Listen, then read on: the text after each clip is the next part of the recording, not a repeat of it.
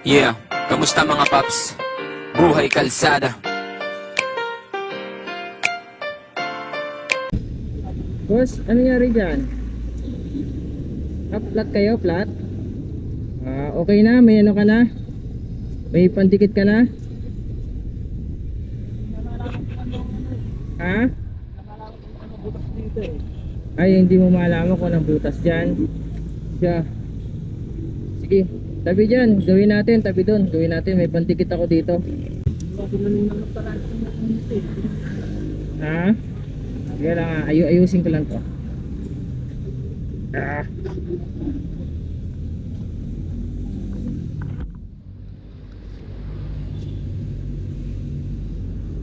Baka nasira na, oh. Tabingi na siya, oh. Pwede bang baliktad to?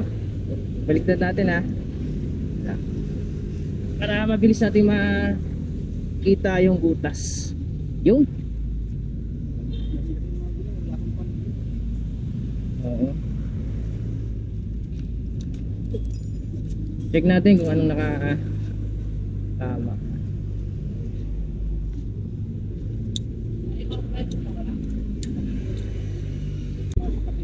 Sasakyan. Dami na rin palang tama, ano? Hindi ko na nila naparaan yan eh. Oo nga, no? Ano lang Oo. Pero sige, check natin kung baka may nakatama dito. Teka lang. Yan. Sige. Sige, bomba mo at hanapin natin yung butas kung anong nakatama dito. Baka naipit lang, hindi natin alam.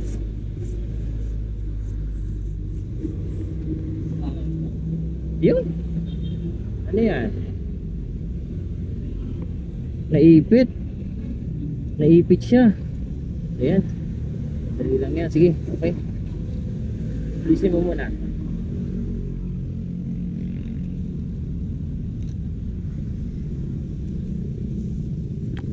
Baka ma-shoot dito yung valve. Hindi mo na kailangan ng gasolina, hindi mo na kailangan ng ano. Wala, hindi na rin maaska. Pag-iradi na lang yung Kasi malaking bagay pag mayroon kang dalang tools. Oras na kailangan mo. Siya, subukan natin kung ano, may butas pa. Sa tingin ko may butas pa eh. Mas kapatid yung nakakatulong kasi. Oo, masarap sa pakiramdam. Okay. Yan. Kita mo naman ang dikit niya, no? Tama na, okay na, okay na. Baka masira. Hanap pa tayo. Op, baka matumba. Baka meron pa eh. Para isang gawaan na lang. Saglit lang naman dikitan yan. Wala na. Oo, umipit na. Umipit siya. Tsaka parang malaki kasi ito eh. Ito maliit lang eh. Parang hindi siya compatible, ano? Ano na eh. Ha? Ano na yun siguro. Parang pang BMX, pang road, ano ba tawag yun? Mountain bike. Ito naman pang racer. Ang tawagin. Okay, gagawa yan. Okay, chinek ko na naman. I-chinek ko na naman. Wala siyang ano, ipit lang talaga. So kailangan ayusin natin ang pagkakalagay. Ayusin natin ang pagkakalagay para iwas ipit na rin, ano. Madami ng tama eh. Madami na siyang tama eh. Hindi na maulog. Diretso na tayo. Okay na.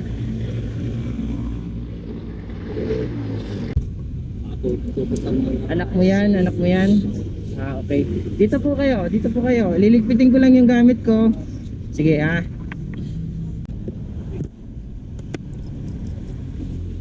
ayos.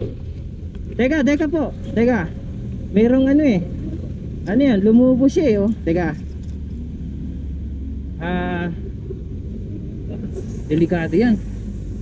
Kabilaan. Okay. Parang sumubra yata sa yan. Kabila din. Meron din sa kabila. Yan, oh. Yung baka nga malaki talaga yung ano mo, interior mo. Lumalagpas na eh. Tagal na kasi yan.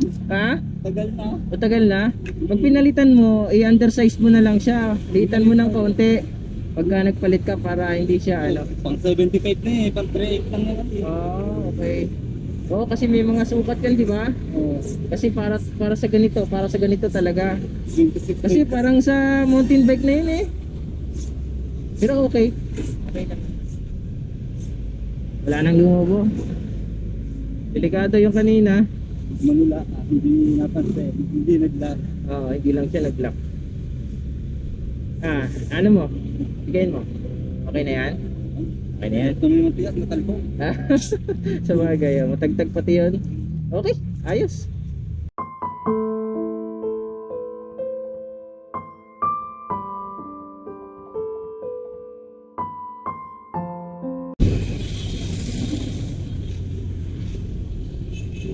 Alright.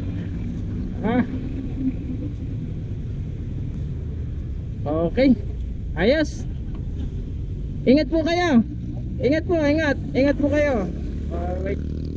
Buhay kalsada, ikaw ay tutulungan na putasan ng gulong o gasolina na ubusan. San man sulok ng lansangan, pag merong pangangailangan ay agad kang titigilan upang kanya matulungan. At sino ba siya, ang rider nating superhero? Handa siyang sumaklolo, iskinita, mano kanto. Bike na kamotor, pwede ba kitang alalayan? Huwag kang mag-alala, ito'y kusang loob ko lamang ang makauwi kayo ng ligtas. Ang mahalaga, ang konti kong maitulong sa inyong aperya. Halikan at sumama tayo kay Buhay Kalsada. Mahaba pa ang biyahe, huwag mawalan ng pag-asa.